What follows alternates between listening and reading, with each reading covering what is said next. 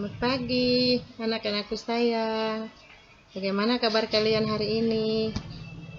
Semoga kalian semua tetap sehat-sehat ya.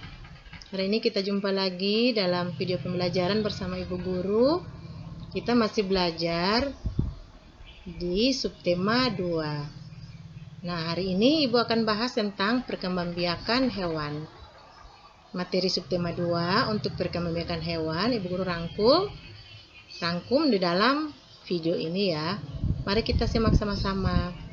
Ya anak-anakku, adapun tujuan pembelajaran setelah kalian belajar hari ini, kalian mampu mengidentifikasi cara perkembangbiakan pada hewan dan manfaatnya dengan benar. Yang berikut, setelah kalian belajar melalui video ini, kalian mampu menyampaikan cara perkembangbiakan pada hewan dan manfaatnya melalui tabel dengan benar. Dan yang ketiga, setelah kalian belajar, kalian mampu mengklasifikasikan perkembangbiakan hewan secara vivipar, ovipar, dan ovovivipar. Mari kita lihat materi berikut ini. Nah, anak-anakku, setiap makhluk hidup memiliki kemampuan untuk memperbanyak atau mempertahankan jenisnya.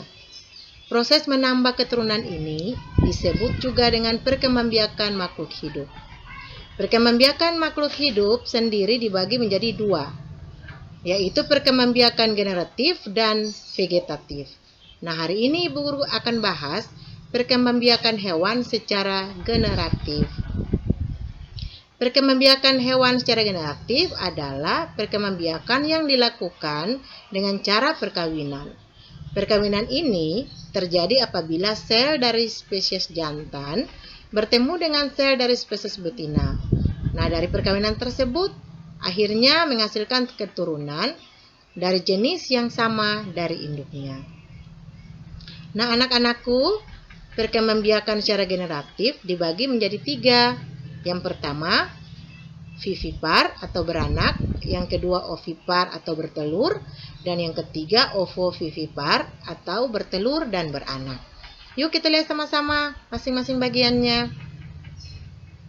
Yang pertama, perkembangbiakan secara vivipar atau beranak. Vivipar adalah perkembangbiakan dengan cara melahirkan atau beranak. Pada umumnya, perkembangbiakan jenis ini banyak terjadi pada hewan jenis mamalia atau hewan menyusui dengan cara pembuahan sel jantan terhadap sel telur betina di dalam tubuhnya. Nah, dari pembuahan itu akan mengalami pertumbuhan spesies baru dari jenisnya yang akan dilahirkan dari induknya. Induk akan mengandung anaknya selama beberapa waktu.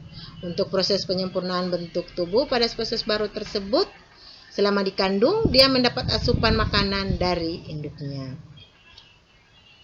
Nah, ciri-ciri hewan berkembangbiak dengan vivipar atau beranak. Yang pertama, menyusui anaknya. Kemudian biasanya termasuk hewan mamalia. Mempunyai daun telinga, tubuhnya ditutup dengan bulu atau rambut. Induk mengandung keturunannya selama beberapa waktu, mempunyai kelenjar susu. Dan kalian harus ingat bahwa manusia juga berkembangbiak dengan cara vivipar.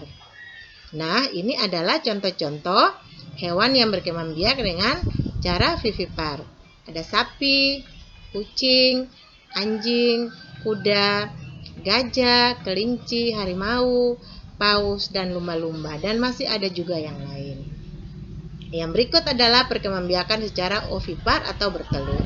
Ovipar adalah perkembangbiakan yang dilakukan dengan cara bertelur. Ovipar sendiri berasal dari kata ovum yang berarti telur.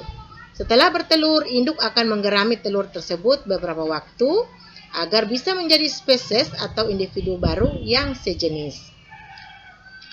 Nah, ciri-ciri perkembangbiakan dengan cara ovipar yaitu tidak mempunyai daun telinga, tidak menyusui anaknya, biasanya bukan golongan mamalia, tidak mempunyai kelenjar susu, biasanya hewan unggas, induk menggerami telur.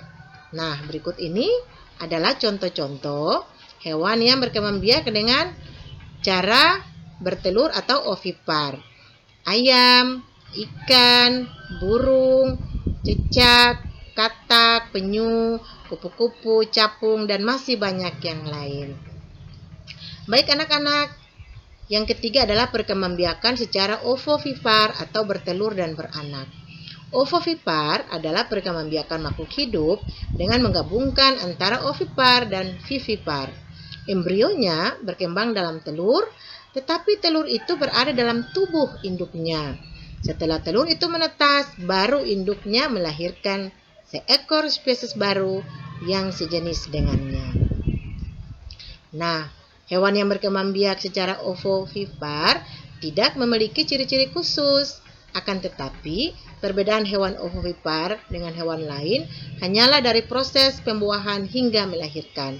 Tetapi secara fisik, hewan ovovivipar memiliki ciri-ciri seperti hewan ovipar.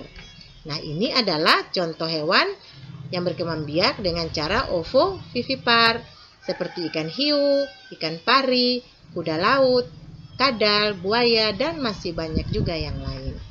Nah, itu materi kita hari ini. Setelah kalian menonton, kalian simak, silakan kalian mengisi tabel berikut ini. Nama hewan dan cara berkembang biak. Ya, silakan kalian isi. Kemudian kalian kerjakan di buku tugas kalian, kalian kirim ke ibu guru, ya.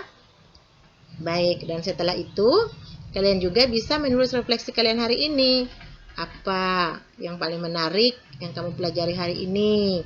Yang berikut, apakah ada hal yang masih membingungkan? Nah, refleksi ini kalian juga kirim ke ibu guru, supaya dari refleksi ini ibu guru bisa memahami apakah kalian sudah mengerti atau kalian masih bingung, supaya kita bisa bertemu lagi pada video pembelajaran yang berikut. Ya baik, terima kasih untuk perhatian kalian. Terima kasih untuk belajar hari ini. Semoga kalian semua tetap menjadi anak-anak yang baik, anak-anak yang cerdas, dan tetap semangat belajar di rumah dalam masa pandemi COVID-19 ini ya. Terima kasih untuk belajar kita hari ini. Sampai berjumpa lagi pada video pembelajaran selanjutnya. Bye.